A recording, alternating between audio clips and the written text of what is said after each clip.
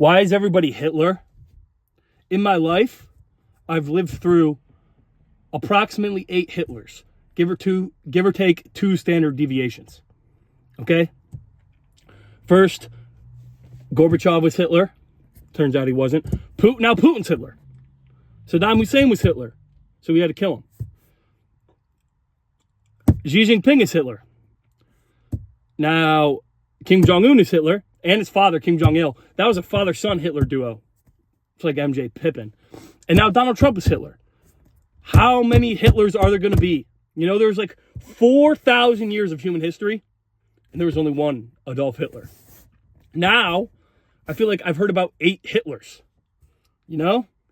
I'm starting to think maybe some of these people aren't actually Hitler. And maybe I could show you guys what a real Hitler looks like. Maybe if I somehow talked my way into a position of power, it doesn't have to be anything major. I could just be like HOA president and I would power trip. That's how weak my moral compass is. That's how easily corrupted I am by power, you know? Even if I became HOA president, I could show you what a real Hitler looks like, you know? And some of the policies I would institute, pro-no choice. That's a real winner. That's going to be the top of my ticket, pro-no choice. I mean, it's mandatory abortions. Nobody can have kids. So I could create an alliance between like these ultra-feminists who think women shouldn't have babies because that's not empowering. So if they don't have babies, then they're empowered. So they would agree to pro-no choice.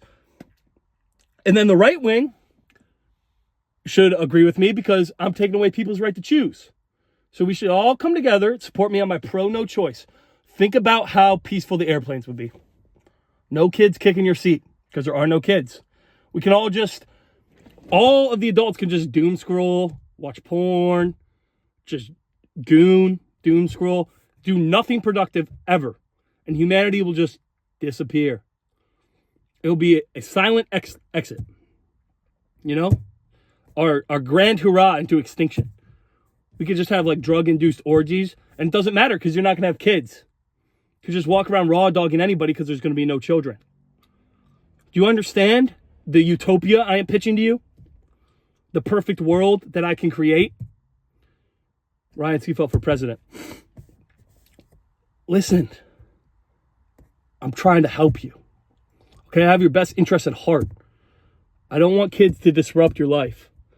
I think you should just go to your 9 to 5, work for the mega corporation, the mega soulless corporation, work for Evil Corp, take your paycheck, go home and jerk off, okay?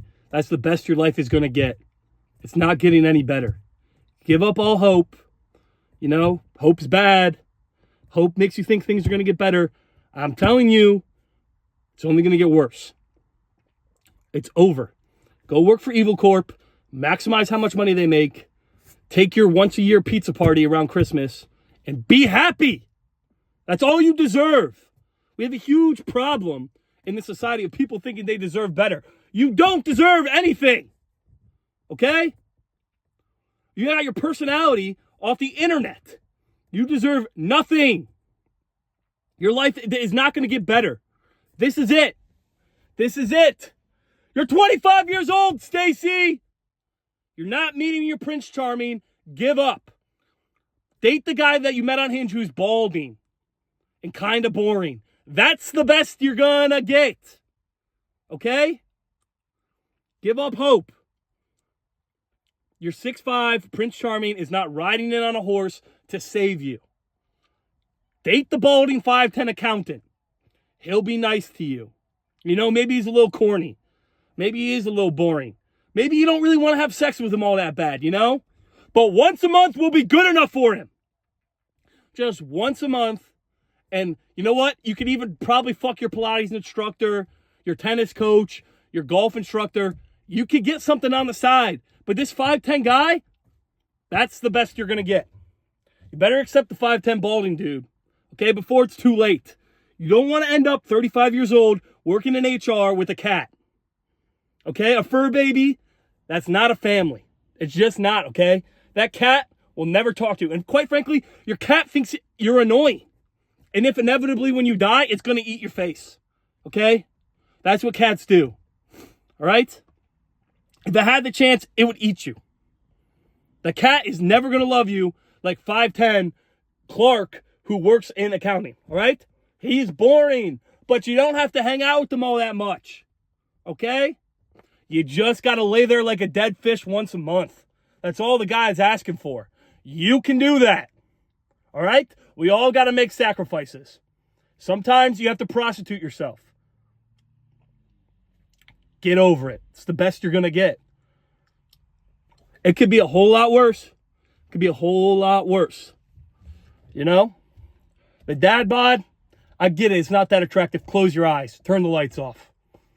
Imagine it's your celebrity crush. Who cares? He doesn't need to know. Okay?